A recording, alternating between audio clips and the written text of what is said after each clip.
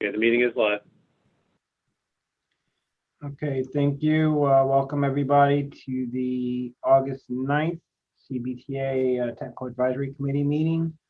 We will not read our statement regarding virtual meetings. It is posted on the website as part of the agenda. And we will now do a roll call and certification of a quorum. Phil Riggin. Yes, thank you, Mr. Chair. We'll start with the town of Ashland. Nora Amos. Here. Charles City, Rhonda Russell. Here. Chesterfield, Barbara Smith. I have Chessa Walker. Here. Okay. Goshen County, Michael Campbell. Here. Tom Coleman. Here. Hanover County, Joe Vadunas. Present. Mike Flagg. Okay. Enrico Todd Ure. Here. Sharon Smidler. Okay. New Kent, Justin Stouter. Here. Yeah, Is that's that the right. right way to say?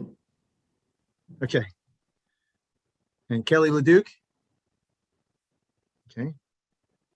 Powhatan, Brett Chardine. No one from Powhatan. City of Richmond, Darona Clark. Travis Bridewell. No one from the city. Virginia DRPT, Jennifer DeBrule. I see you. Here. Hello, Jennifer. Hello. Do we have Tiffany Dubinsky today? No, Okay. she's on vacation this week. Okay, thank you. VDOT, Shane Mann. Here. Thank you. Mark Riblitz. Here. Yes, sir. Virginia Port Authority, Barbara Nelson. Here. Thank you. GRTC, Adrian Torres. I see Emily Del Ross on here. Okay. Yes, here. RMTA, Joy Dean. I see. Connecting to audio, I'll count her as present. And Plan RVA, Chet Parsons. Here. Did you get Hanover? I have Joe Vadunas as the representative from Hanover and no Mike Flagg. Thank you. I see Adrian is joining too. Adrian, okay. And we do have a quorum. All right, thank you, Phil. Next item is the consideration of amendments to the action meeting agenda. Chet, do we have any amendments? Yes, sir. No amendments. All right, next item is consideration of approval of the July 12th CVTA Tech Action Meeting minutes. If everybody hasn't had a chance to review, we will entertain a motion unless anybody has any corrections. This is Nora. I move approval. Thank you, Nora. Do we have a second?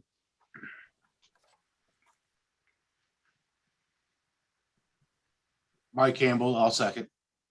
Thank you, Mr. Campbell. So we have a motion, a second. Any discussion?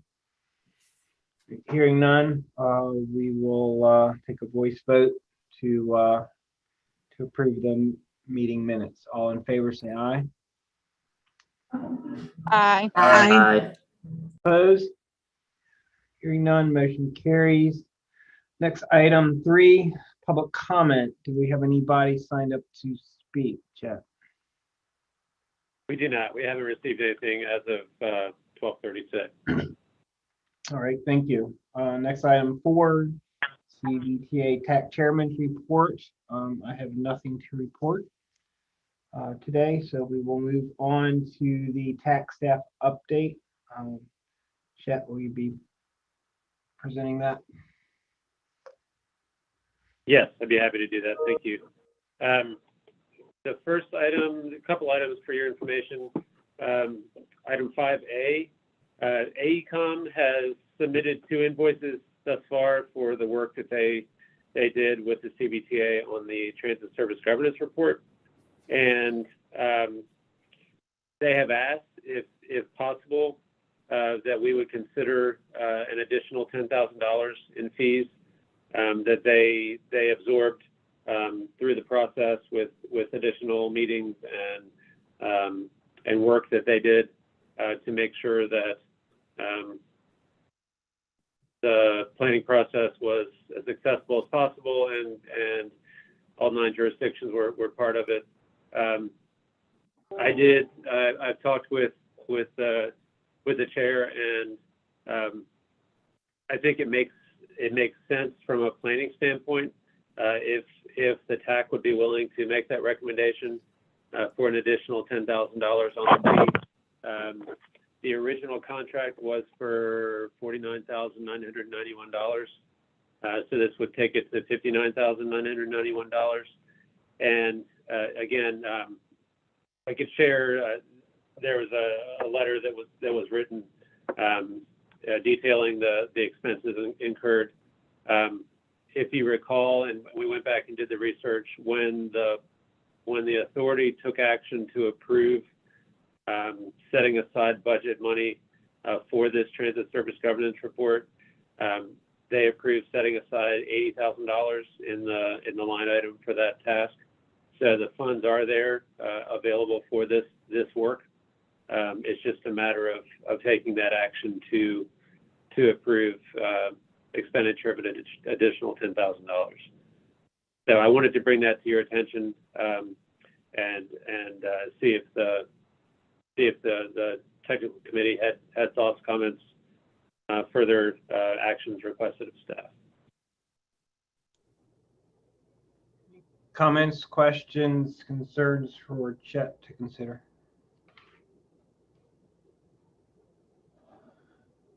So just to clarify, Chet, you're just basically asking for feedback from the TAC. This isn't a formal action item. And then if there's no concerns at TAC, where does it go next? Does it need to go to the Finance Committee, or is this sufficient? Thank you for the clarification.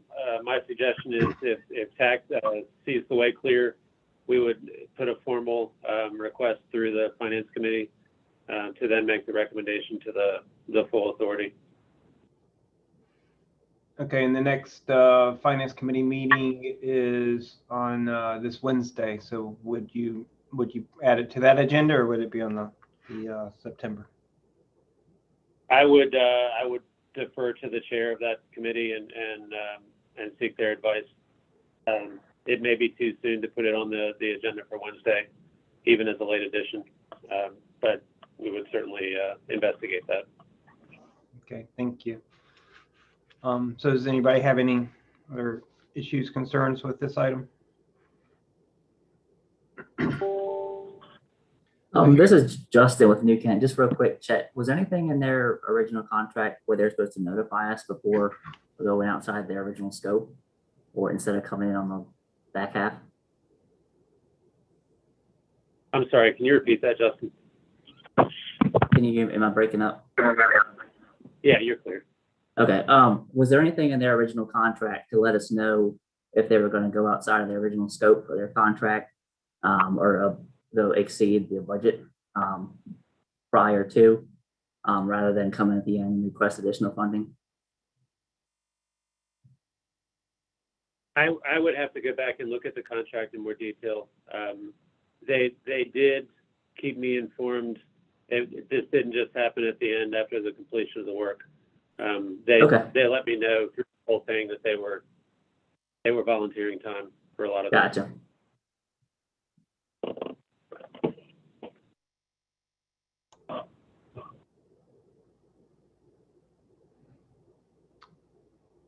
All right, hearing nothing else, based on my conversation with Chet and my understanding of the work AECom has done, I see no issue with carrying this forward to Finance Committee for their consideration. So if nobody else has any concerns, that can be your next action, Chet. Okay, thank you, sir.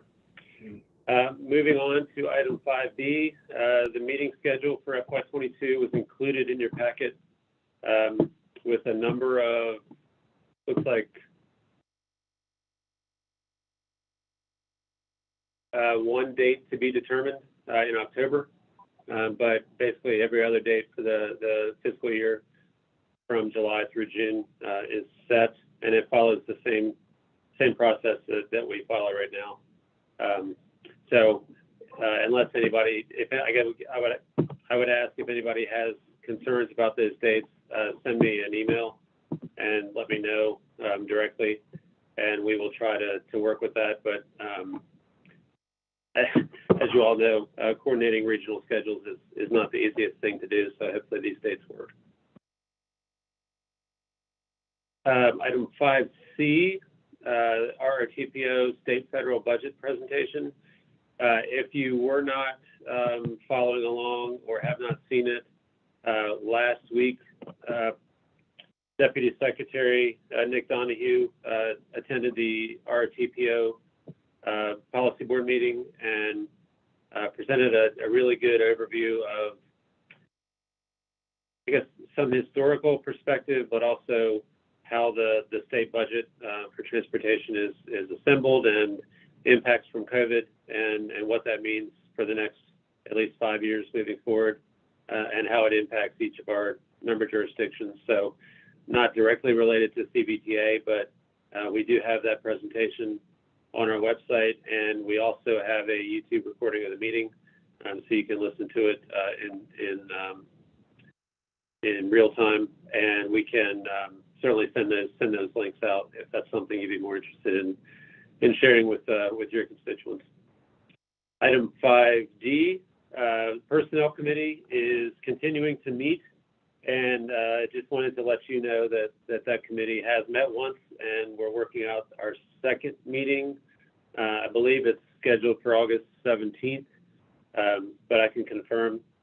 And the task there was to come up with recommendations for the full authority on how best to move forward with staffing for the CVTA and what that arrangement might look like, basing it on a number of things, the operations of the other two authorities in the state of Virginia, as well as just some direct feedback we've heard from other folks who have been engaged in the process, and putting all that together into a report back to the full authority, hopefully sometime early this fall.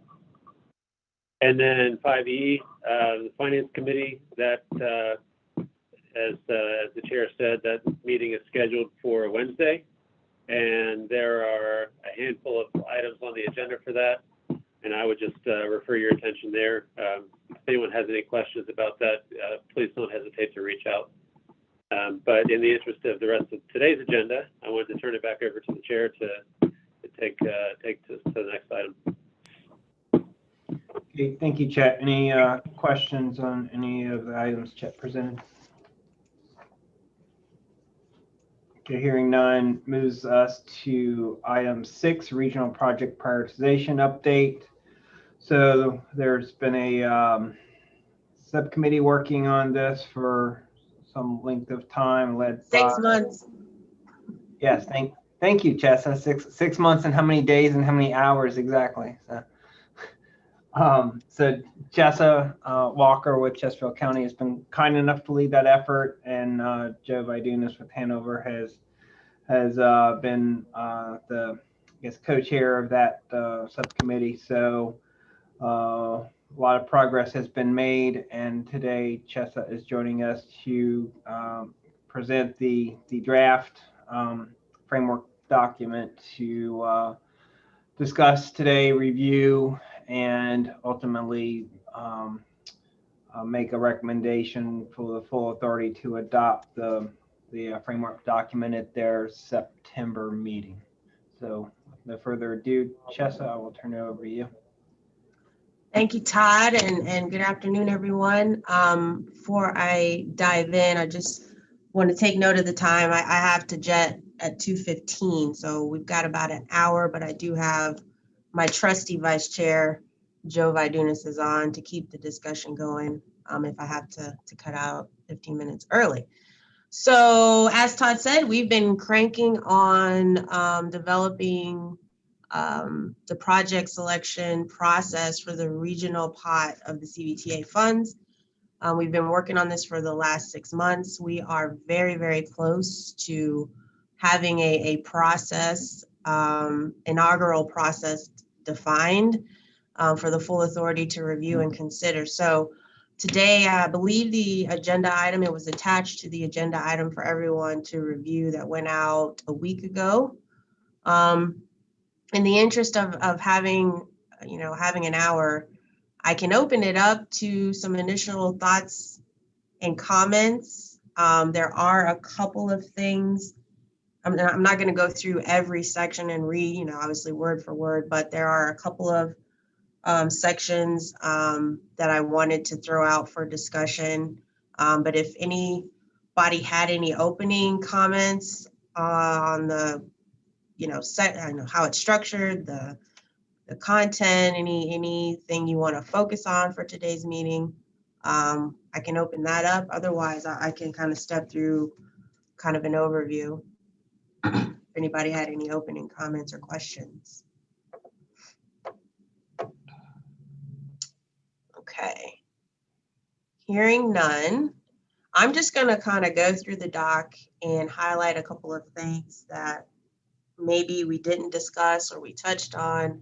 There are some things along the way that we discussed that we were like eligibility and the measures. We talked about those at length, but there are some other details in here that I want to highlight. So I'm just going to move through.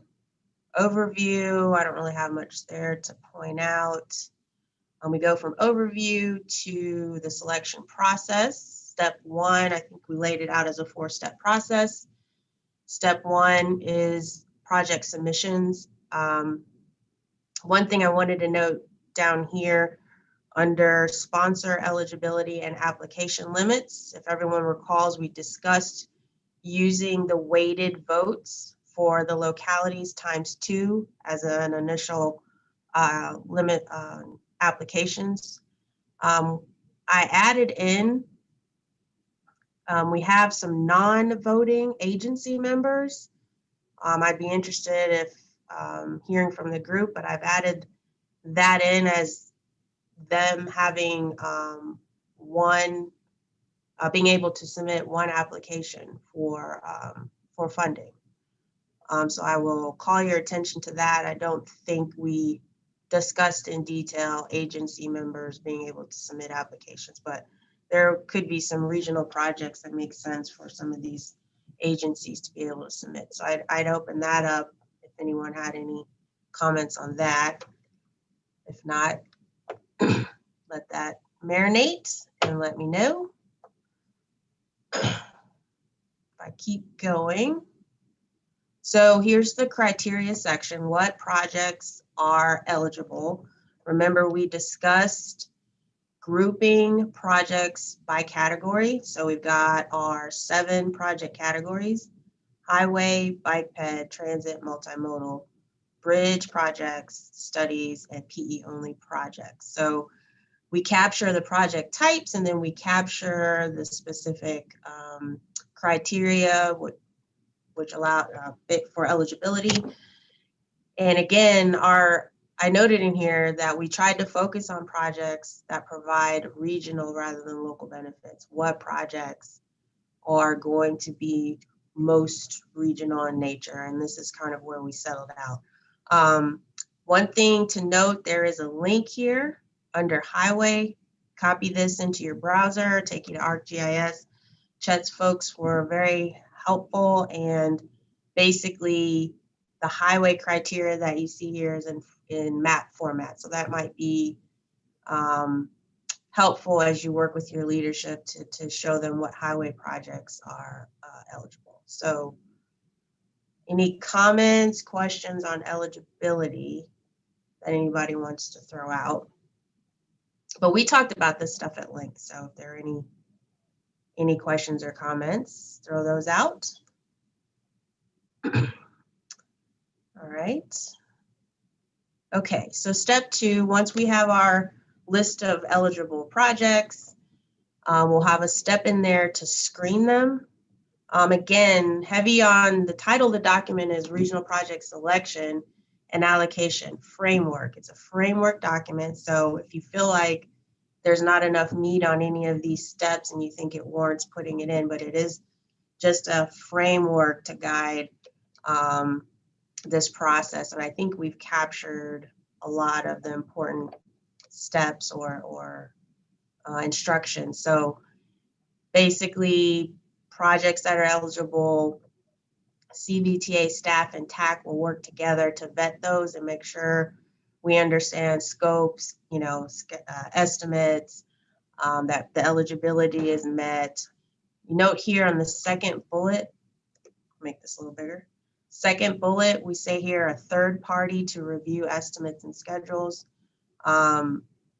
We didn't want to define who that would be necessarily. I mean, we could reach out to VDOT, but we would think it would be good to have maybe a consultant come on and review estimates, but that someone can provide comment on the reasonableness of an estimate, basically putting that into the process as a step. We wanted to make sure we had something in there about validating or checking the reasonableness of an estimate, so we added that. Again, the note in here, projects are not eligible in the our projects are not required to be in the long range plan. We talked about that. But if a project is selected, we understand down the road administratively it would need to be, the LRTP would need to be updated. So there's a screening step in there defined. So we screen the projects, they're all good to go. Now we need to score them and rank them. And this is where I wanted to stop and just get some feedback on step 3. The way the document is set up, it speaks to, okay, we have these project categories, and then it speaks to what measures are going to be used to score those projects. What I would ask of the group, since I submitted this for you guys to review last week in some discussions with folks, we go into some detail about why the measures, here's why the measures below were selected, and here's the measures that were not selected and why.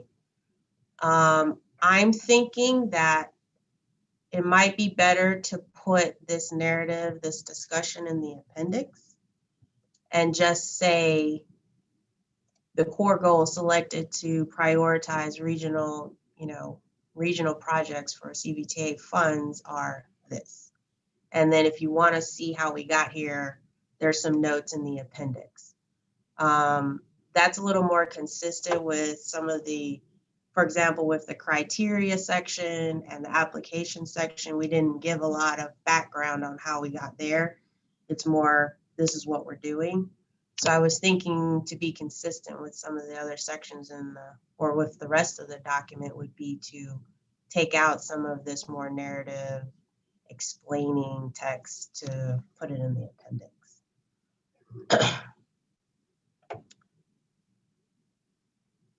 You guys are pretty quiet, so I'm not sure if I should just keep going. Chester, this is Joe. Uh-huh. When Chester and I discussed this, we thought that, people were going to want to know, the board was going to want to know, why we came up with what we came up with. So we think it's very important information to disclose. It's neither right nor wrong, but it's what we use to define the criteria. But we don't think that it necessarily should be included in the main text of the framework. And like we said, but is there in the appendix for reference as kind of the basis for the process that we followed. Yeah, and Like- go ahead, Barb. Sorry. Yeah, I like streamlining the framework document as much as we can and having more of that explanation move to the back. So it's easier to I feel like this is a good reference as we go through the process, and we should try to keep it streamlined. Okay. Okay. Measures. So we ended up with 3 measures, and we had very good discussion about measure or goals and the sub measures, these measures here, performance measures.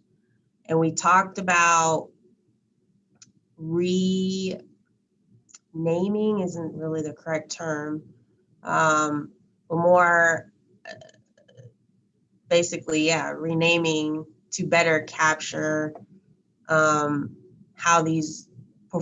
what these performance measures are, the goals that these performance measures are shooting to capture or measure. So accessibility, economic development, and equity are they're one goal, and you can see which measures speak to economic development and which measures speak to equity, all under accessibility. So if folks recall, we had that discussion, and I just want to make sure that this is what everybody understood and that we captured it correctly based on our last couple of meetings, our discussions. And yeah, so for highway, bike ped, multimodal transit, all of the measures except for one are being scored using these performance measures, assuming these goals and these weightings. We didn't change the weighting, just reproportioned out the weighting across measures to get to 100 from the ones that we eliminated or didn't use.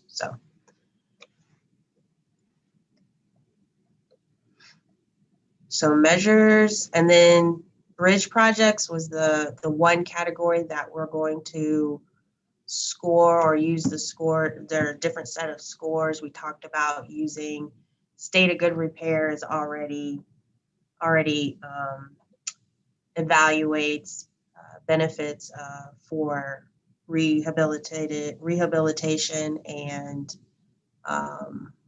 reconstruction of bridges. So we're just going to use the state of good repair score to rank bridge projects, eligible bridge projects within that category.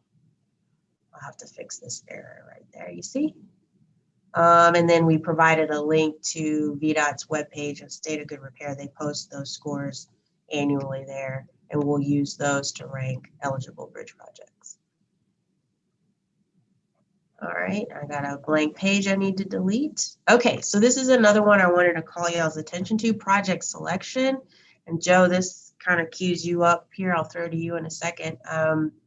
Project selection. So we met criteria, we've screened projects in. The projects have been scored based on the measures we just showed above.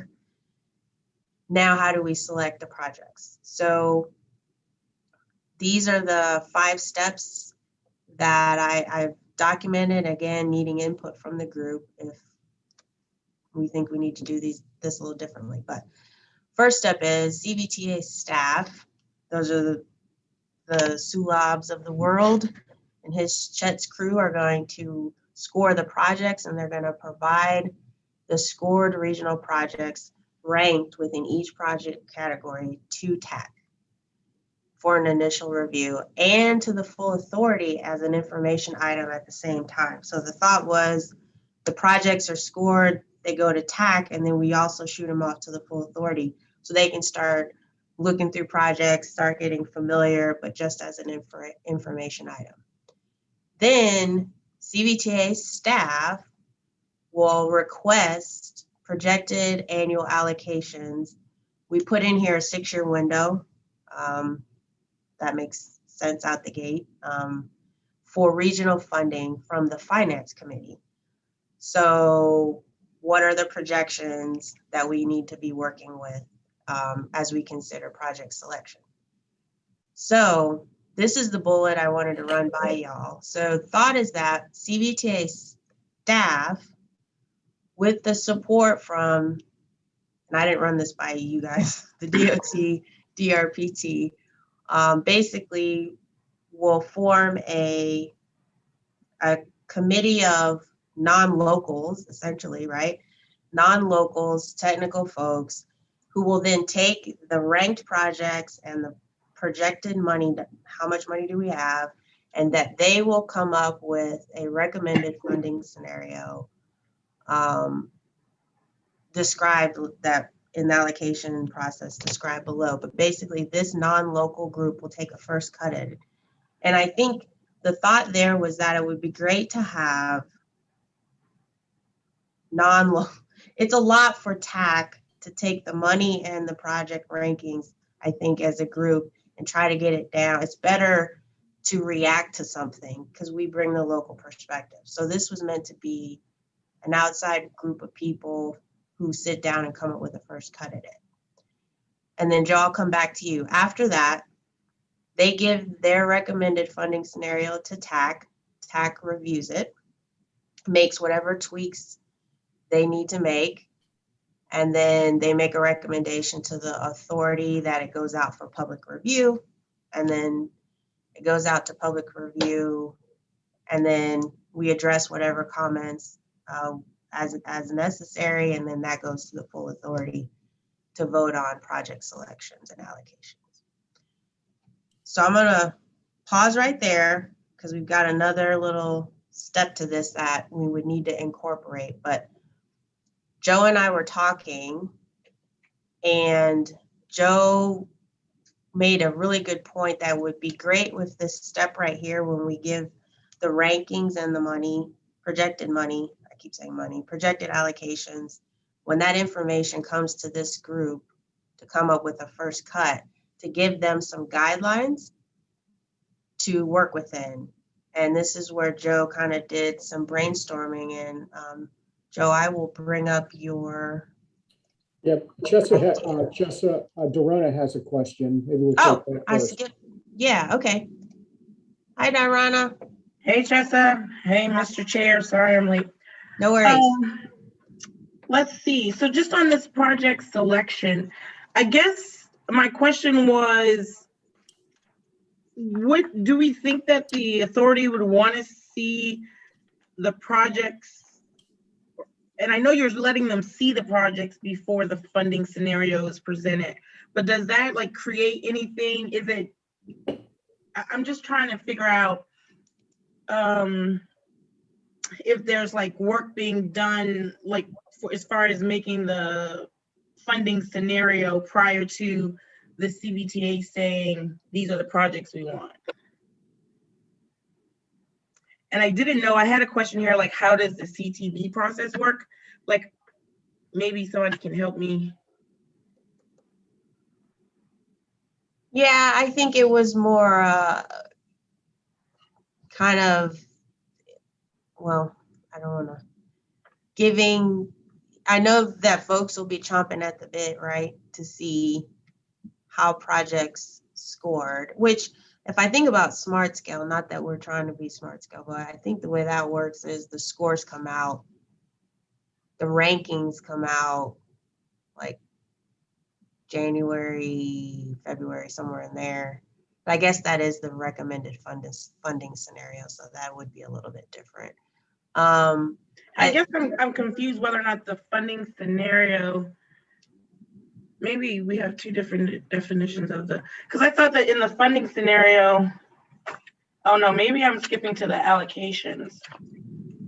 So the first bullet is literally just the scores. There's no funding attached to it. It's just, hey, hey, full authority, here are the projects that were submitted and here's how they scored by category. Mm-hmm. Just so they can start understanding the scoring and how kind of things shook out. But there's no funding. Yeah, so I mean, that's why we're here. So if folks think that's more detrimental than it is helpful, then we would want to consider that. Well, yeah. Well, yeah, because then I'm back confused. I was good, and then, yeah, because on the third bullet, you have where VDOT will use the project rankings, so they're ranked but unselected, and projected annual allocations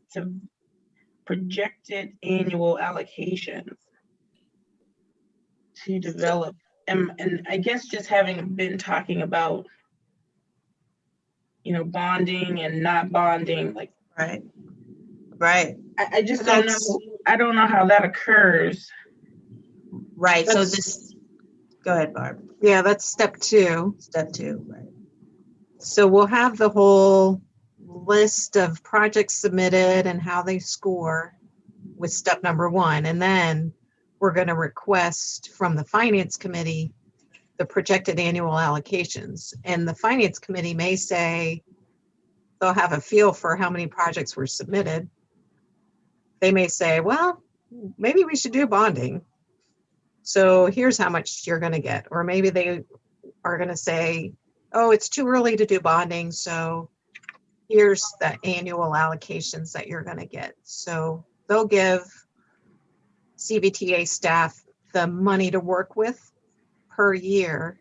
And then in step number 3, that's when, using the rankings and the money, they'll develop a funding scenario that'll say, these projects made the cut and we can program them like we're showing in this 6-year window, but these other guys are going to have to wait. And we don't know what step 2 is going to look like. Like, I don't know. We said a 6-year window, but we don't And know. here's my only comment with that, Tressa and Barb, is again, not knowing what, so the authority is going to select. I don't know if the finance committee, and I know this is an outline, but I know that the finance committee, we're going to have all of the projects, and I'm just thinking that there's the missing step of, okay, what projects do they want to select? Because I think that is going to feed into the finance committee on their decision. But I guess if they just have the list, they'll just internally do it. I mean, I don't know. Anyway, I think I know what you're saying is, it's like, does the money come in after or before? I mean, you can select projects without knowing how much. I mean, you can, just off the benefit score, they'll be ranked, but if you don't know where to cut off the selection if you have no projected dollar amount. So we have to work off of something. Yeah, and not only the selection, but giving the authority the ability to select regardless of rank what they want to select. So if that occurs, again, we have no parameters without being given that selection, to me. So that's where Joe had some ideas on selection. Do you want to I think it might help if we just jump in and just kind of walk through a scenario. Okay. All right. So yeah, Chelsea, you drive and I'll talk. Okay. So on the far left of this spreadsheet are the 43 projects that we used as our test case, if you all remember. And these are the scores and the ranks. The rank is shown in column H right there. And then we divided these up by category. And so they have a category rank. So the first category is bike ped, 1 through 5. Highway is next, and so forth. And unlike Smart Scale, where Smart Scale will take the entire universe of projects that were submitted, regardless of category, they'll be scored and ranked, and in that order, for all intents and purposes, Smart Scale will just take 1 through X, and that essentially becomes the funding recommendation to the CTB, or the project recommendation to the CTB, which then in turn can use their discretion and make adjustments as they see fit. But from staff standpoint, Smart Scale staff standpoint, it essentially, score them, rank them, and here is the list. Well, recall, we like the idea of grouping projects by category because we don't believe that you can really compare a bike ped project versus a multimodal project. They're just too different. So we've broken them into categories and scored and ranked them that way. So when we turn this over to CTV staff and say, okay, now you make the selection, how do you go about doing that? And really came up with kind of 3 guiding principles. The first was really that we believe that the applications proportionally reflect the project needs, if you will. So if you just go with me here, we're just working with this 43 project test case. This is just a test, okay? But in that, we received projects we ranked projects in 4 categories. We didn't have any bridge studies or PE projects. The total amount was 2.2 billion in project submissions, which work out to about 3% of that amount. The 67.8 is bike ped, 75% is comprised of highway projects, 22% is transit, and 1% is for multimodal. Again, we went with the assumption of about 65 million per year in revenues over 6 years, gives us 390 million to work with. So that's how we came up with the proportions. We just simply prorated the 390 million that we have to work with over the 6 years versus what was submitted for the 4 project categories. That's how we came up with the percentages. And from my personal view, it kind of seems to pass the smell test in terms of distribution. I'm sure there's others that would disagree with me on that, but it seems about right. Okay, Chesed, move over to the right, please. So the 3 guiding principles were, number 1 is let's assign these based upon the percentages of need submitted. So that was kind of the first step is we, from each category, from bike ped, we had 3% was the target. And scroll down a little bit, please. Sorry. Yes, so there you go. What do you want to see? That block, a box. Oh, okay. So 3% was our target. And you take the first 2 projects, first 2 bike ped projects, comes up to about 2%, 7.7 million. So then you do the same with highway. We took projects 1 through 6. Okay, I mean 1 through 8, excuse me, 1 through 8, right? And they total 294 million, which roughly equates to the 75% target. And you kind of get the picture here. But we had 2 other principles that we applied to this list, which caused an exception. One is that we felt like every region that submitted an application should be represented. And we also felt like every project category should be represented as well that was submitted. So kind of the first cut in going through this exercise, scroll back up, please, was first to get the percentages right in terms of cost. And then we looked at that and said, okay, now do we have all the jurisdictions represented? Do we have all the project categories represented? And in the category of multimodal, we did not, or that's where we needed to make an adjustment. So when we made the first cut, there was no project located in Chesterfield or New Kent, right? So to the left, please. And down to the multimodal. Okay, so initially in the first cut, Goochland was in there under the multimodal category. But we needed to get Chesterfield in there, and we also needed to get New Kent in there. And the best opportunity to do that was to drop Goochland out of the multimodal and take the next two. That was really the only exception in this test scenario where we went out of order or out of sequence by category. So, you know, is it balanced? Do we get everything we want? Well, you know, I don't know. It's an objective process. So, but that was the approach that we'd love to get some feedback on and hear what you guys think. One more thing before I open it up. In that black box, Chessa, at the top, the number of projects per locality. So, you know, yeah, Ashland with 2.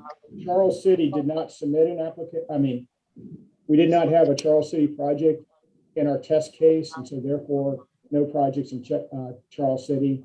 Chesterfield with 1, Goochland with 4. So remember, we dropped 1 Goochland project, but they still have 4. Hanover with 2, Henrico 5, and Richmond with 5 leading the way. We got New Kent in there as well. So 22 jurisdiction or 22 areas or projects covering all of our region are included. And, you know, there's the breakdown below that of the various categories: 2 bike ped, 8 highway, 2 multimodal, and 2 transit projects.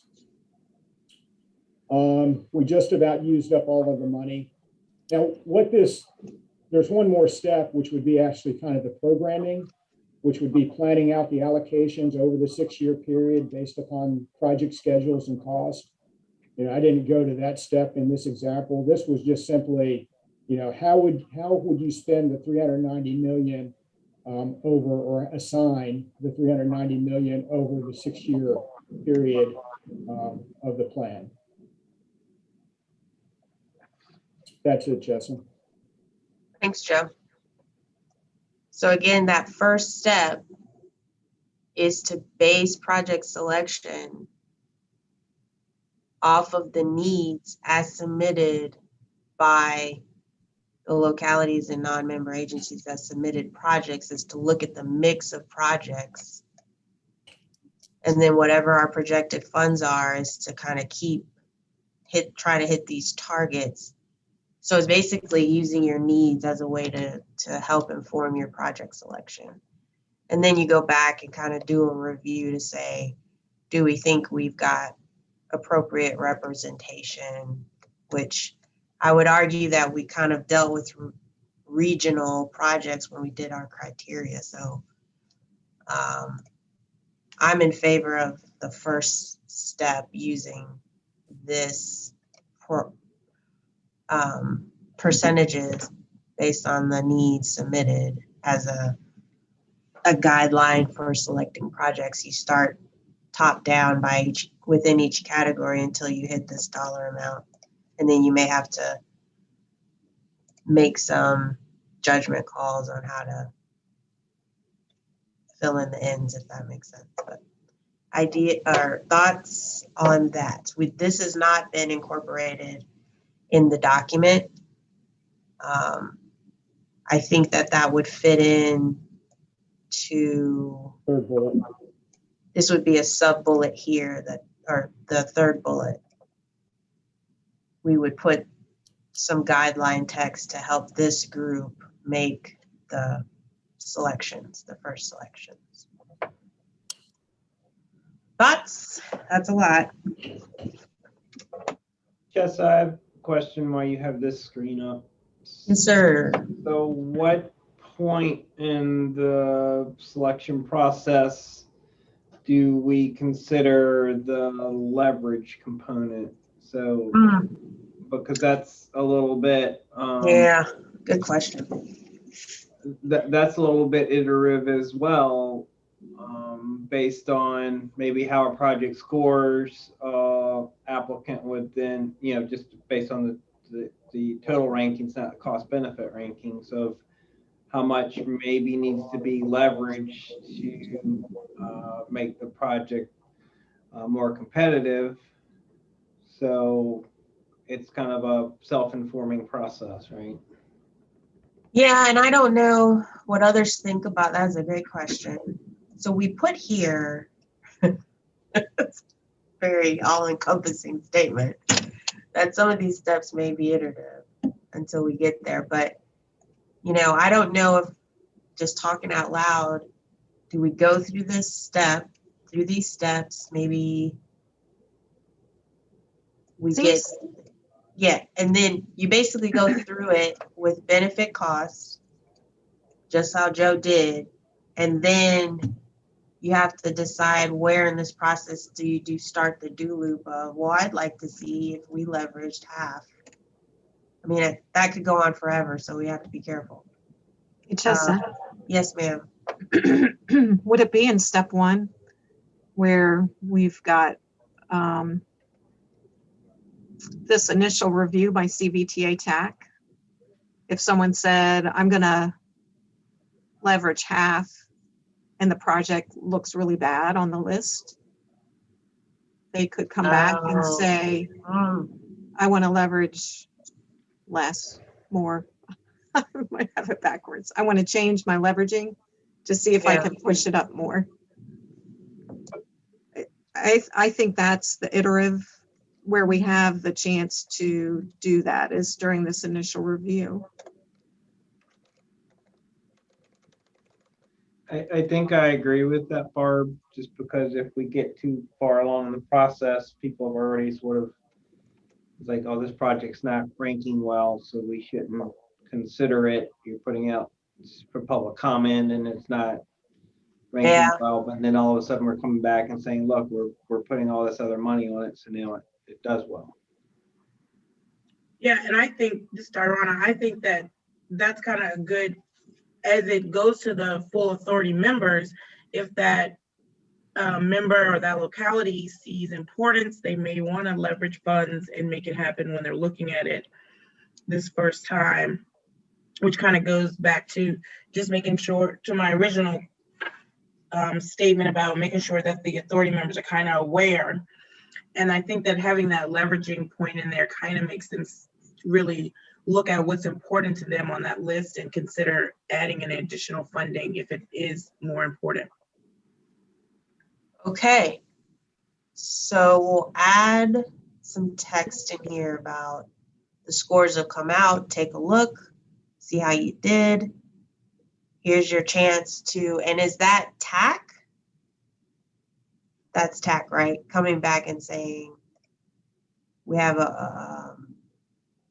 the sponsors can then come back and say they wanted to revise their leveraging. Okay. Yeah, I think that should be done at the applicant level before it goes for further review by others. Okay. And then, oh, that's good. And then we would add, what about needing some guidelines to help this group with the first cut of the funding scenario, the guidelines as Joe suggested? I think those guidelines are a good way to get a first cut, you know, and it'll come to TAC, and oh yeah, TAC can make adjustments and the authority can make adjustments. Yeah, thank you, Barb. I meant to hit on that.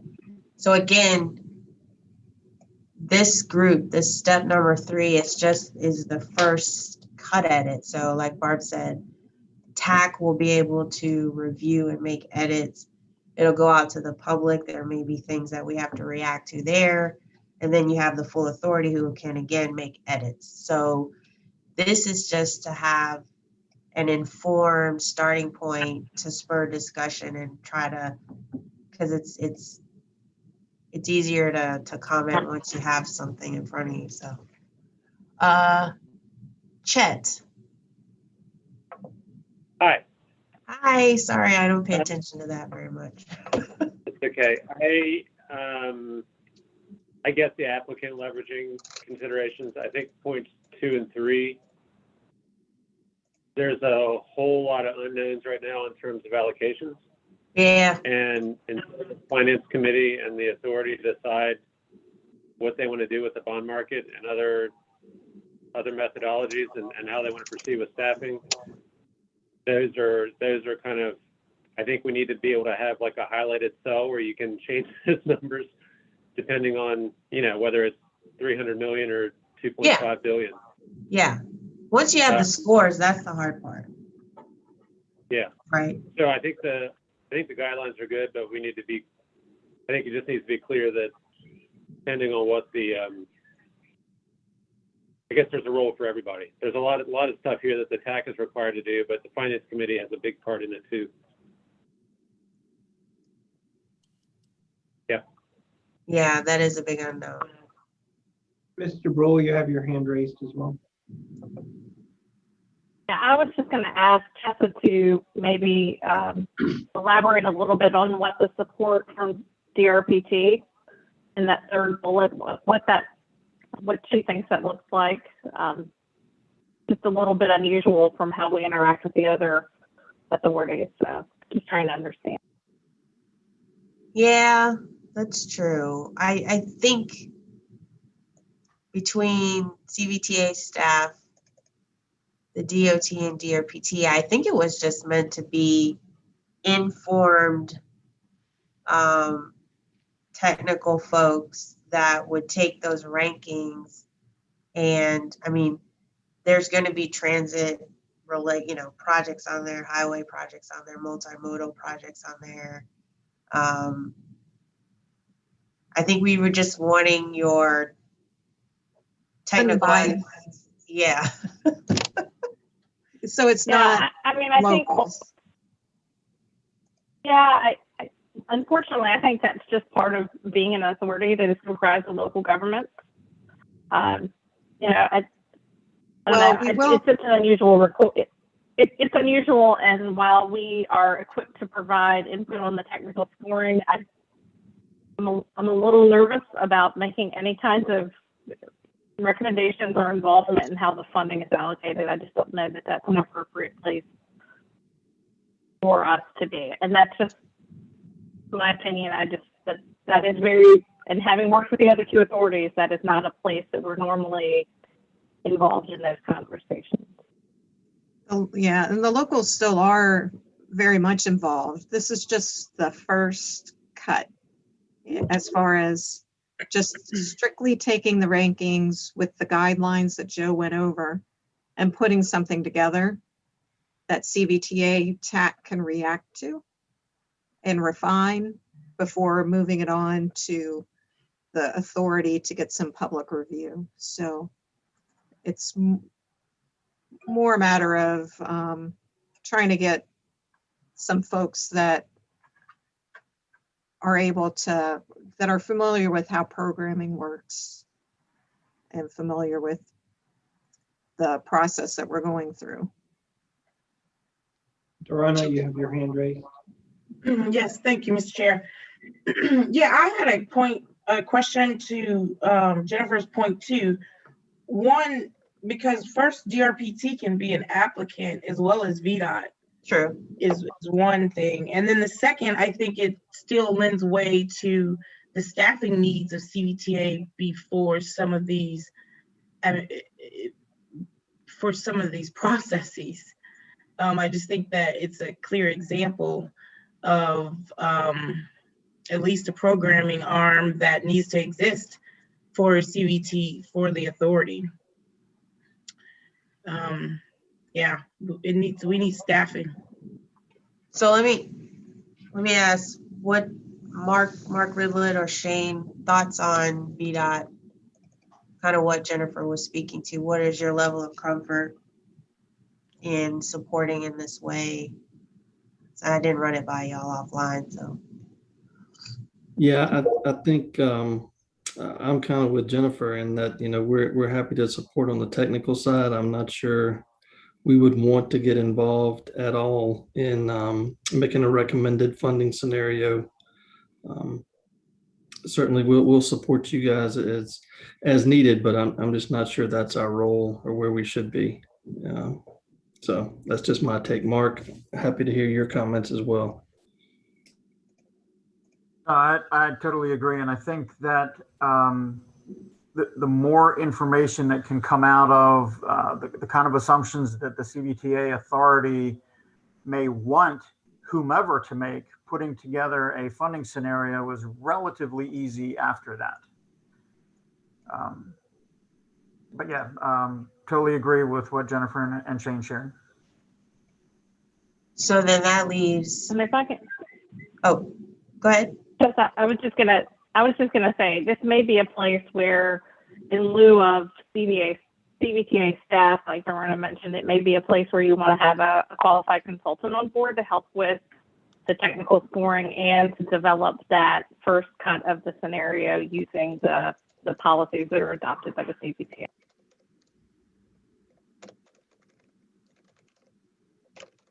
Thoughts?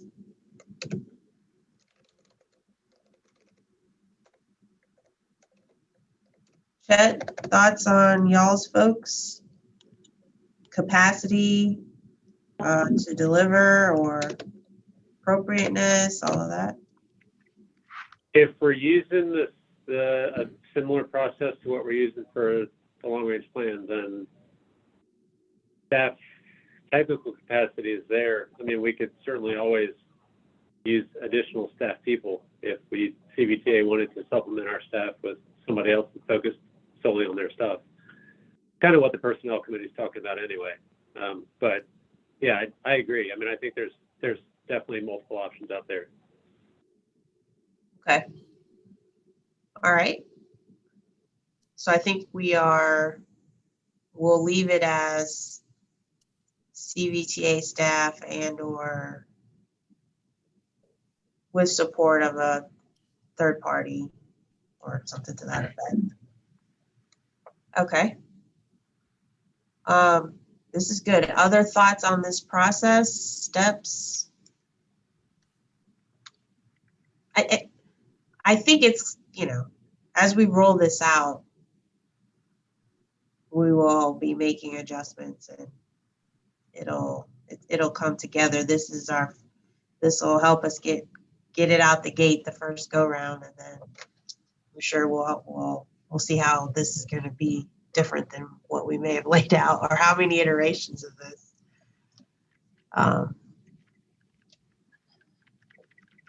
Other thoughts? All right. Tessa?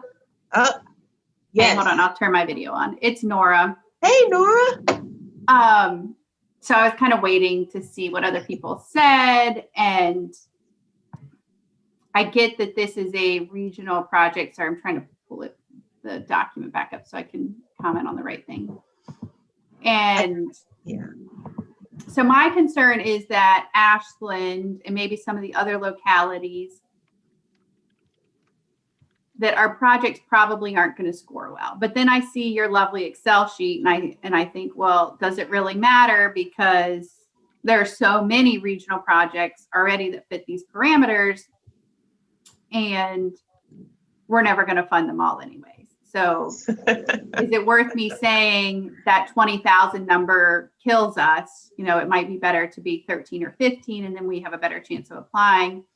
Or kind of like one of our higher priorities is a grade separated road crossing, but it's not on Route 1, so I'll never get it covered. But then I understand from your viewpoint, well, it's not really regionally significant. While it might assist with some rail traffic, it's not really a regionally significant project. So I don't know. I just feel like I should say something about my concern, in particular about that 20,000 number. But I understand if it is what it is. So.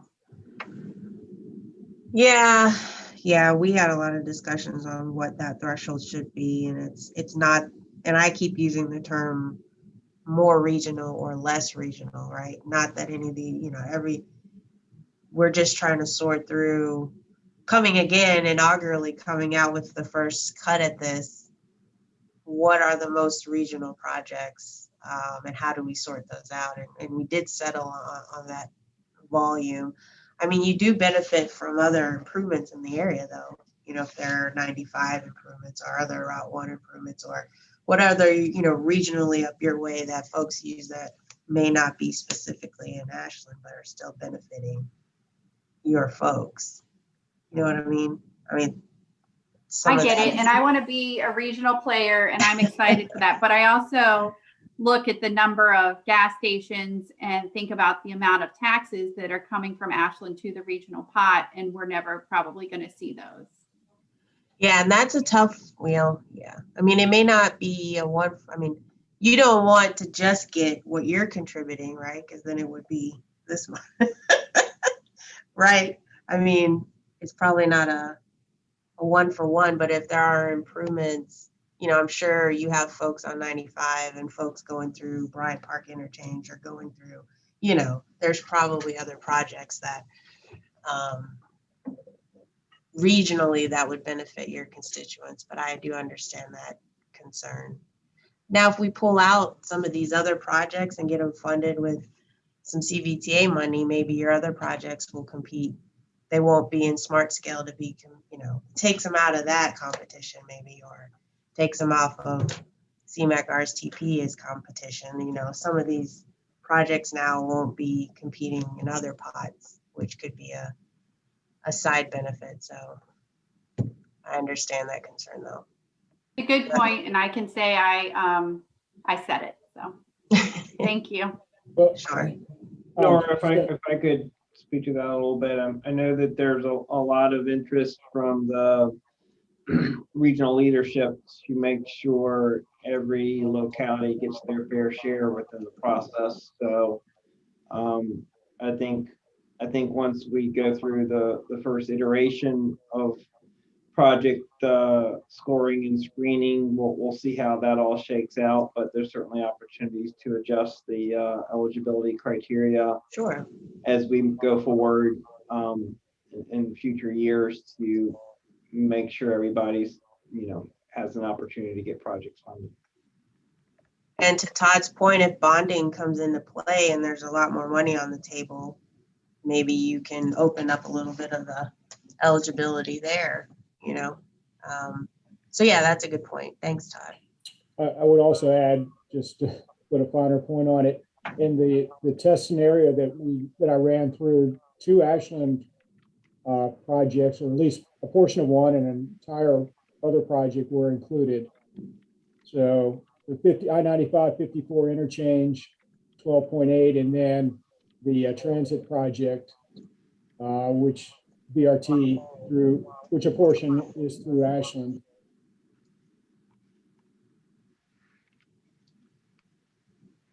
All right, well, I have 7 minutes.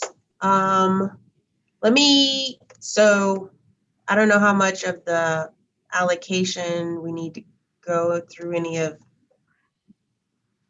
this section. If anybody had comments on, let me point out the allocation process. This is pretty typical of, fund existing projects, hold some in reserve, things like that. We had some targets for allocating projects and holding money back in the balance entry as you get in the further out years. Some guidance there.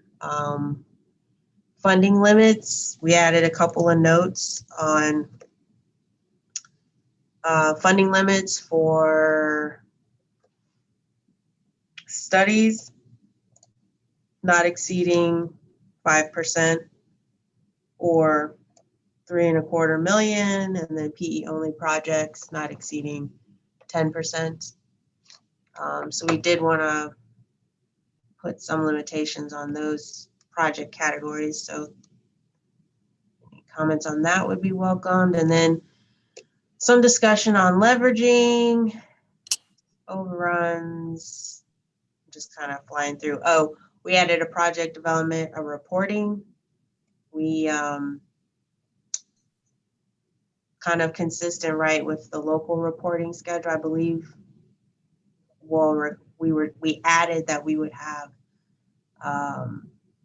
sponsors are expected to complete out a quarterly report on this schedule for their regional projects. Aren't we doing, we're doing that for our local projects too, right?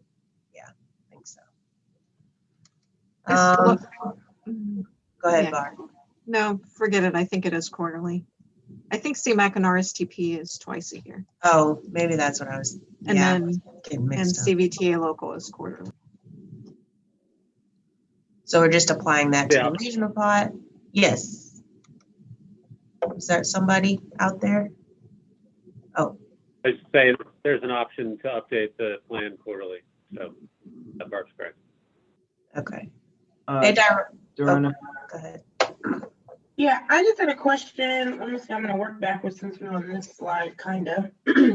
I guess, how do we plan? I know I heard, we talked about canceled funds, but I also asked how we plan to address the obligated fund process. Is it just you've been granted it and it's yours until you spend it?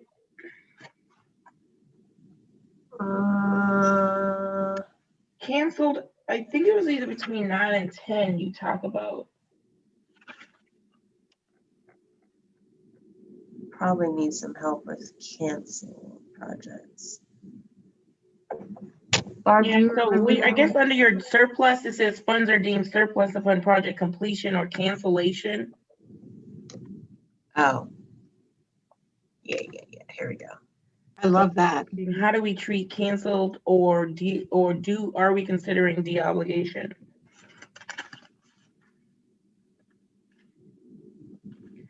I guess I need some help on that one. Yeah, I don't think we talked about, you got to spend your money by some certain time. Yeah, we didn't. No, I No. don't think we did. But when I saw the word cancellation, and I guess that's the locality would cancel. I'm just trying to make sure it's clear.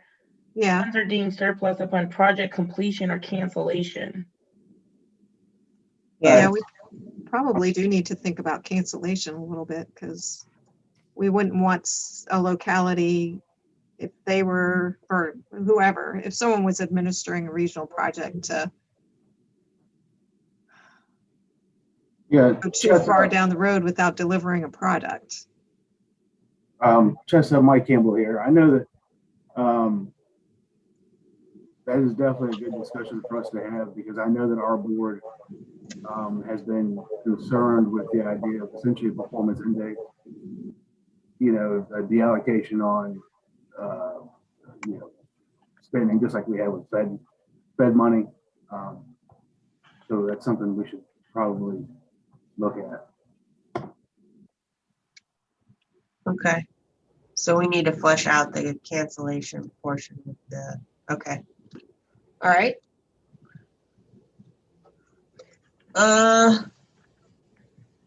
Questions? That's basically the document. We've got reference to the methodology if people want to get into how the scores are actually measured or calculated. And then the definition of other funding is noted in the appendix. We're going to add or move some of that discussion on measures to the appendix, take it out of the body of the report. Before I jet on you guys, let me throw out where we're at. We've had some discussion and comments today that I need to go back through and flesh out. I didn't hear a lot of comments on the document, so I don't know if that means folks still need to digest it and get back with me on comments, specific comments, questions. We're trying to hit, well, not trying, we are going to hit this 24th full authority meeting. So today is the 9th. We have the 13th is the next CVTA TAC meeting. So I guess I'm needing from the group next steps or getting from the document today to where we feel comfortable making a recommendation or taking action to go to the full authority. So should I go ahead and have a get me your comments by the end of this week. I make the changes, recirculate the document, and then wait till yes. I think because people have already had an opportunity to review and today had the opportunity to comment, you should make the changes that we talked about here today and send out a new framework document in advance of the 13th. Yep. Okay. With the hope of us just being able to approve it at that meeting or make a recommendation for approval. I'm worried that if we take a bunch of comments, it's going to all be up for discussion again. Yeah, I agree.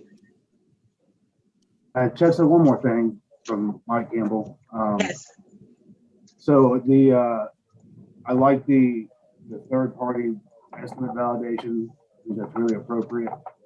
Kind of looping back around to the conversation that Verona had, and just thinking out loud. Obviously VDOT has an opportunity to apply for funds. So I guess where I'm going with that is are we looking at having a consultant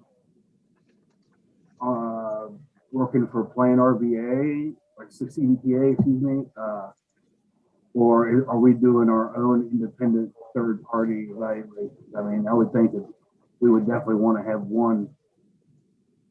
We would want to have one consultant doing everyone, not right. Each one of us saying, "Hey, they say this is good." Yes, to your question, the thought was we could hire a consultant to take a review and give everybody comments, and then folks could make adjustments as they see fit based on those comments. We didn't want to completely, to be quite frank, defer to VDOT to approve our estimates. But we do want someone to review our estimates for order of magnitude reasonableness, that they are in the right ballpark. Sounds good. Mm-hmm. Darana, your hand is still raised. Did you have an additional question, or is that from the last time? No, I'm sorry. I'll submit my comments. Even though did y'all talk earlier in the meeting that this wasn't going to be an action item? It's on there as an action item, but I knew we would probably have some comments to follow back up on. So we are not taking action today, correct? Okay. Yeah, I think We're not there yet. I'll defer to Chet, but I think we have time to submit comments, make any final tweaks, send back out with the expectation that we can approve it at the September 13th TAC meeting in advance of the full authority meeting on the 24th. Yes, sir, that should work fine as long as we can have action on the 13th. Okay, and then I am giving an overview of this at the Finance Committee meeting on Wednesday. Is that correct, Chet? That is the practice, yes. Okay. But it's informational only for them at this point, correct? Right, and honestly, at this point, with waiting until the 13th for action, it could be as much or as little information as you'd like to share. It will be just the right amount, Chet. Do you should Todd give them notice that they're in that step there, that we're going to be coordinating with them and needing some guidance on, they're part of the project selection step, Todd? Yeah, to be honest, Chess, I think that's the part I'll probably want to focus on the most, is those steps and where the Finance Committee comes in and what their involvement is. Perfect. Okay. All right. Thank you, Chessa and Joe. You guys have been working so hard on this. We are so close, and just, can I give I want to take 1 minute just to highlight the good works that we've done. Think about it, you guys. We are starting with this potential universe of projects, right? We're going to constrain it based on our criteria to try to focus on, now this is the regional pod, so we're trying to focus on regional projects. Then we get our project list, and then we're applying the measures that are most applicable to that constrained list of projects. And then we're going to rank them within that project category, and we're continuing to do this. And then we're going to provide some guidelines for project selection that are based on needs as submitted by the locals. So I think that the process, what's ultimately going to go to the authority, they're going to have flexibility as being full authority members, right? But they're going to have a very informed funding scenario from within which to make selections. So I think we have a good first out the gate framework, and I think it's going to be a good jumping off point that will be informed by future rounds of funding regional projects, and this is going to be a good start. So I appreciate everybody and pat everybody on the back. So that's all I got, folks. Thank you, Chessa. I know you need to hop off. So. Yep. Good work.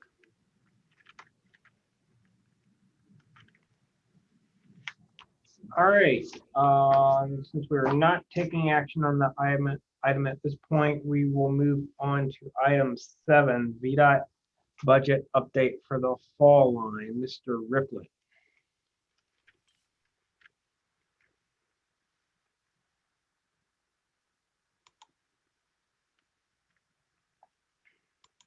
It would help if I unmuted. That would be a whole lot better. Shane, I didn't know if you wanted to make any comments before we get started. Well, let's just get into it, Mark, and we'll see what we get. Sounds like a plan. Right. Let me share my screen here again real quick.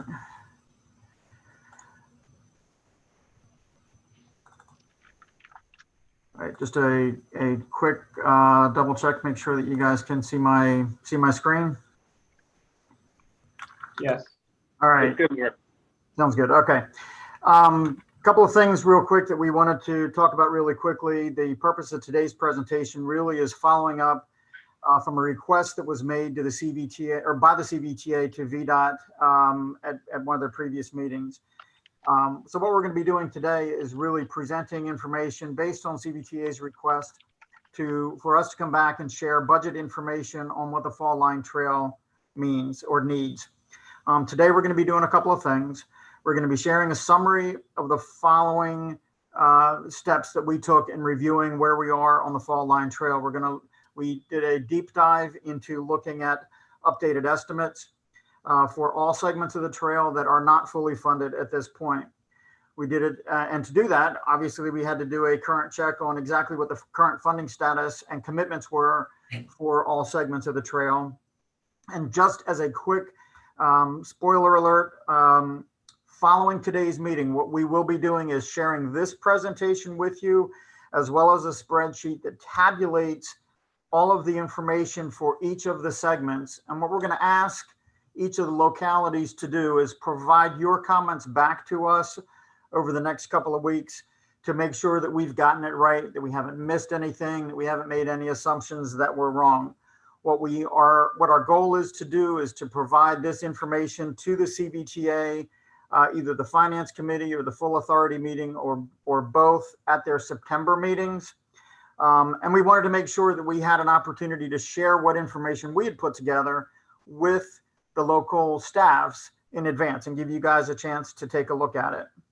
All right. A couple of assumptions, and I think important things to consider when we were taking a look at this exercise. Everything's presented in current year dollars. If we don't have 100% commitments on the funding that we have right now, we put it into a quote unquote not yet funded category. estimates that we have and that we're going to be sharing as a part of this presentation are part of what was put together using efforts from central office right-of-way, central office L&D, district right-of-way, district planning, district L&D. A whole bunch of folks have taken a look at this. I need you guys to know that from a lot of different perspectives, there's been a number of eyes looking at this already. And we only see improvements and benefit from widening that set of eyes to include all of you guys to make sure that we are capturing things correctly. So again, it's based off of best available information that we have today. Another important assumption to note is that all of the cost estimates and segment breakdowns are based on segments consistent with the Ashland to Petersburg Trail steady alignment. You'll see, and it'll be a little bit more clear when we start going through the presentation, that the segments are not specifically or bottom line, we're broke down each of the segments in more detail.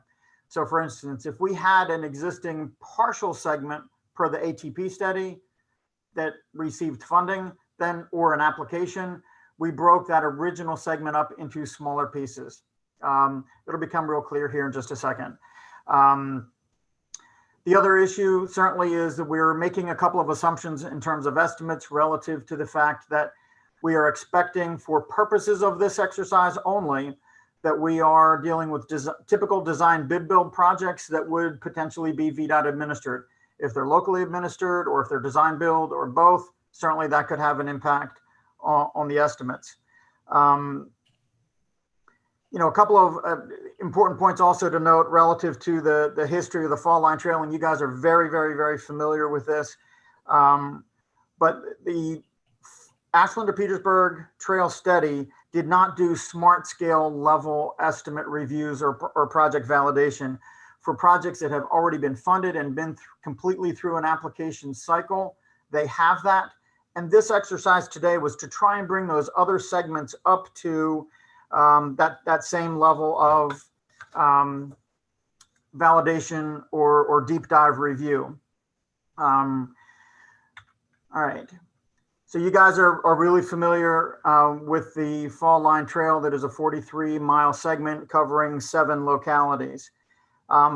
2 good references that I think everybody is also familiar with. The study that was the Ashland to Petersburg Trail Study is available online. Frankly, all you got to do is Google VDOT Ashland to Petersburg Trail Study and it'll take you there. Also, Sports Backers has a good website link for a lot of information on current status. They're a very strong advocate for this effort. Frankly, www.falllineva.org will take you right there. So again, a spoiler alert, in the effort of trying to get through this relatively quickly, I'm going to give you 3 numbers that I think you're going to want to walk away with. Well, actually 4 numbers. First number, the ATP study had suggested we were in the $190 million range for a cost to deliver the trail. The current estimate right now, updating based on what we know today and a deeper dive, is a little bit higher than that. We're at 234 million, roughly.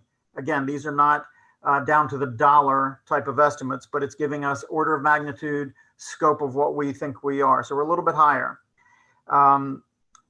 With funding that we know we have committed on projects right now, we're in the ballpark of $60 million of what we have committed. So a question that our elected officials certainly are going to have is, if we were to fund the unfunded portion of the Fall Line Trail, what would we need? And that answer is 174 million plus or minus. Again, it's always better to share that in ranges, but for purposes of the discussion right now, that's what we wanted to share. So 4 numbers that frankly you would want to take away from where we are today in the discussion is $190 million was in the ATP study. That updated estimate in today dollars is 234 million. We got about 60 million committed. It leaves a need of 174. Okay, 7 localities. Obviously, you guys are all very familiar with that. It goes outside of the CVTA boundary slightly on the southern end. And when we start looking at the trail and the following slides, we're going to start and go from south to north. and we're going to look at, the mile markers that correspondingly run south to north as well. So I'm going to run through these slides relatively quickly because honestly, the request we have for you guys is to take a look and see whether or not we've captured everything correctly. And between a combination of the presentation we're going to provide to you, which is this right here, along with the supporting spreadsheet that will give you a little bit more detail in terms of the breakdown, you should have enough information to be able to look at it, provide comments, questions, or a confirmation that, yep, we've gotten things as you know them to be correct.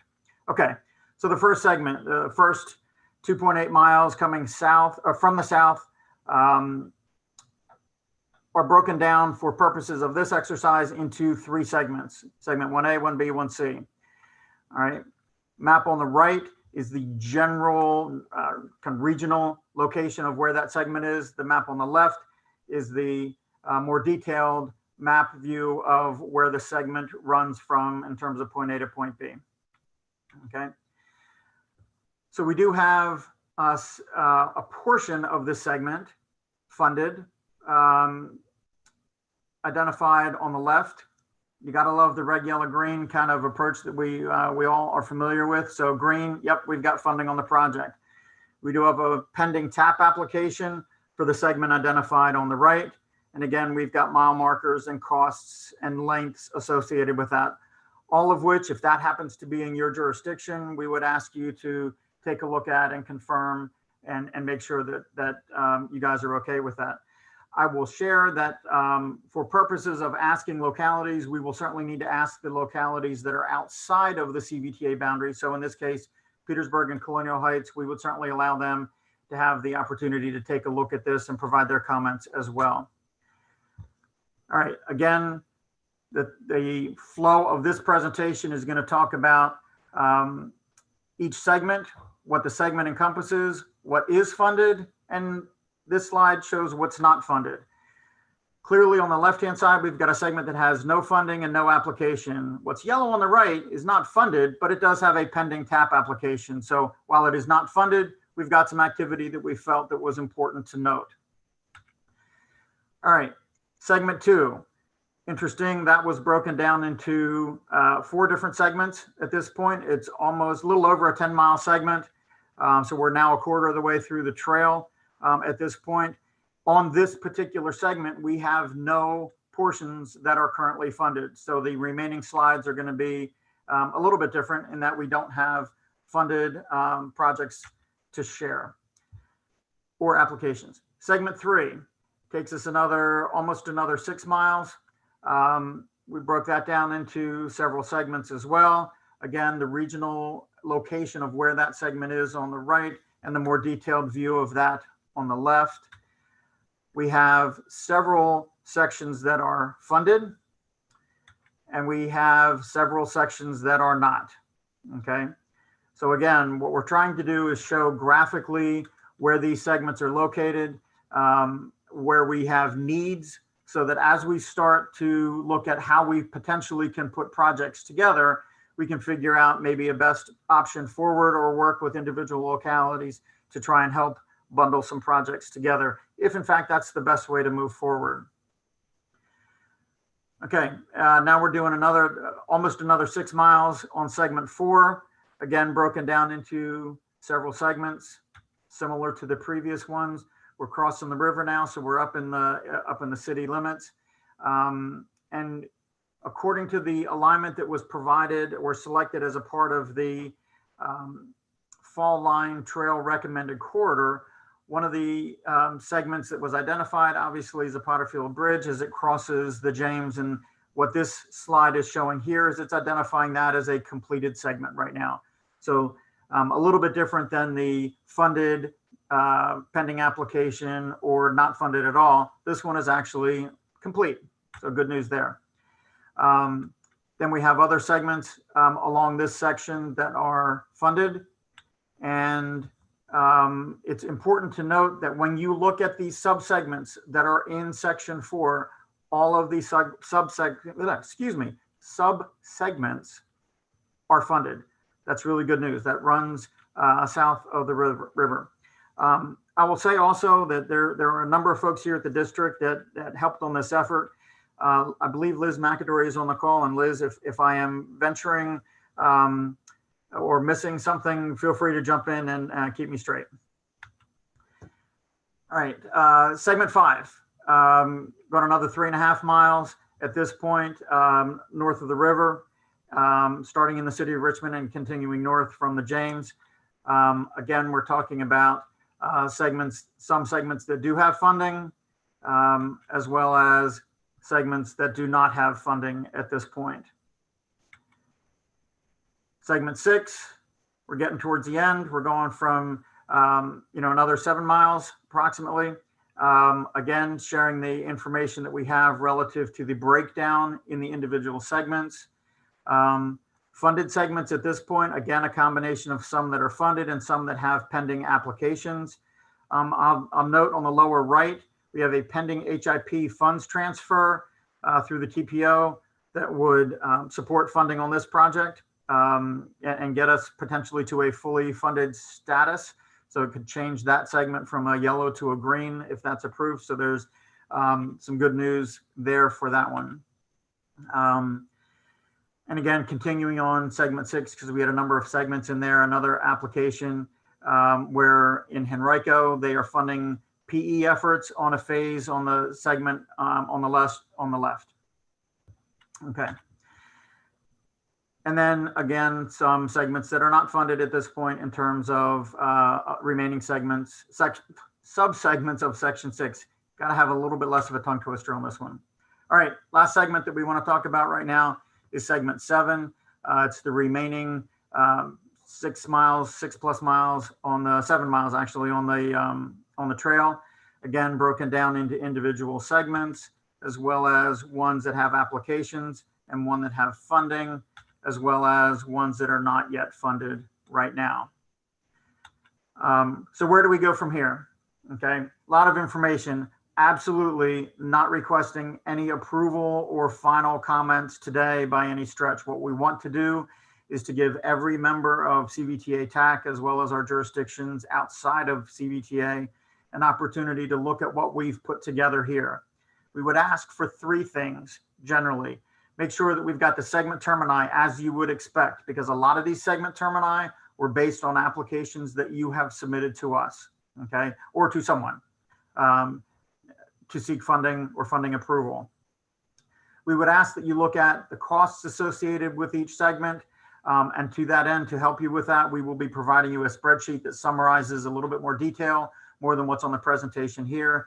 And the last thing that we would ask is making sure that what we have identified in terms of segments with funding commitments, that we haven't missed anything or gotten anything wrong.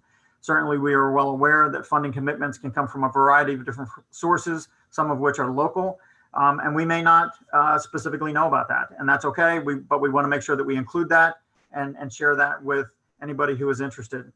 So I would ask that comments be provided to us over the next couple of weeks. We will try and get the presentation and the spreadsheet out to you either this afternoon or at the latest first thing in the morning. We'll provide it to Chet, and we will go from there in terms of receiving comments.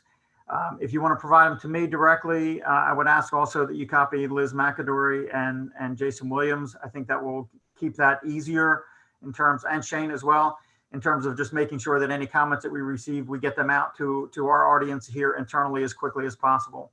And we'll certainly share that in the email that we provide back to Chet with the presentations and spreadsheet attached. So with that, I will stop sharing my screen unless anybody has any questions. Todd, Chet, I'm happy to answer any questions. Thank you, Mark. Questions for Mark? Chet, your hand is raised. Yes, sir. Thank you. Mark, I think I remember this from the original steering committee. Are you guys able to develop an ArcGIS online map, that has this information in the 5 sections? That's part of what you're doing, I guess. We have a couple of different options that we can work with. I think it was important for us right now to make sure that we have the data correctly before we start populating it on any map. We do have a handful of options, and we're certainly willing to kind of consider how we can move forward with that between OIP and sports backers and our planning folks here at the district. I feel sure that we can get a graphic approach to this put together. Sports backers is already trying to capture all of the commitments on their falllineva.org website. .org. So it's important for us when we were trying to go through all of this information. There are many different sources. It's a steady result from 2 years ago. It's a recent application. It's an approval of funding, from a previous application. And what we were trying to do with this exercise was bring it all into kind of one source location. So we probably need to figure out the best way to do that just to keep it easy moving forward. And frankly, if any localities have suggestions on how best to do that, we'd love to hear that. Well, I think the TPO would be happy to do that once the data's ready. If that's the direction we go. Appreciate that. That's excellent. Other questions for Mark? I have two, Mark. First one, I apologize if you covered this at the beginning, but for the currently unfunded segments, did y'all use a escalation or completion year in order to escalate the estimates? Because I know the original was based on current year. So everything that we've done so far, Todd, is based on current year dollars. So funding needs, that's a huge caveat, because if if a phase is not going to be funded or a segment is not going to be funded for 2, 3, 4 years, obviously we'd be looking at costs that would need to be escalated. Absolutely. So huge caveat right now, these are all current year dollars. All right, thank you. Second question, this is relevant to, I guess, the CVTA and kind of the commitment of the CVTA to help fund the trail within the CVTA boundary. So is it able for y'all to break out the non-CVTA portion of this trail down in the Colonial Heights area? Yeah, absolutely. And just for clarification, just for the rest of the group, obviously the non-CVTA boundary is everything south of Chesterfield. But we can absolutely include that. I know that's a small distance and small amount, but I think it helps with respect to understanding that final number and what that funding gap is. No, absolutely, I agree. Mr. Chair, this is Diana. Yes, Diana. Just piggybacking on that same, the same commitment subject. When you talked about the 60 million already being committed and then the 174 remaining, could you just explain to me if, I know that VDOT talked about some commitments to the fall line, and is that being reflected in the 60 million that you talk about, or is that something that would also impact that 174 million as well? So, Dorona, the only thing that was included in committed funding is where there has been an official action taken to allocate dollars. So if that means CVTA took action or the MPO took action, that is certainly included. If it is talked, if there's been any discussion, or if locals have provided any funding on their own for a section or a portion of a section, we only included funding that, so to speak, is in the bank right now. Commitments to potentially fund were not included. So anything that's an application stage right now is not included as part of that 60 million. Thank you. Yep. Any further questions for Mark?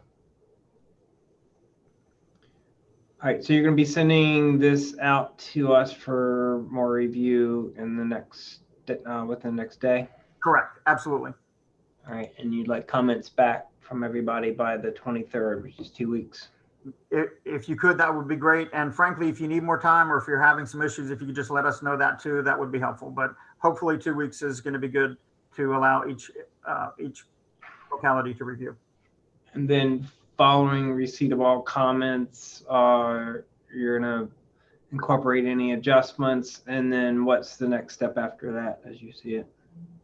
So the next step after that, I would anticipate that what we would do is revise the presentation and potentially spreadsheet accordingly based on the comments we receive, provide that back to you and Chet for your direction on how you would like us to proceed for any of the September authority meetings. I know that the CVTA authority is interested in having information, but we do not want to present that without TAC having input and the ability to help us make sure that we've gotten it right as you guys see it. So next steps, comments from you guys.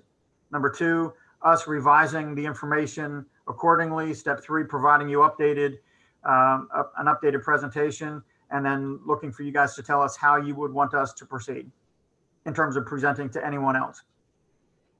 And we can talk offline. I will point out that following the Finance Committee meeting in August, the next Finance Committee meeting is September 8th. Okay. So, Chet, that might be something we want to put on their agenda. Yes, I agree.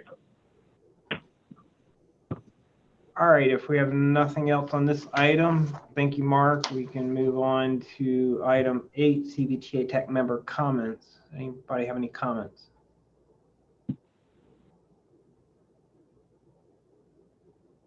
All right, hearing none, we can anticipate our next TAC meeting will be on Monday the 13th, unless there's an overwhelming desire to meet back in person. We can continue to meet virtually for the near term, if that's agreeable with everyone.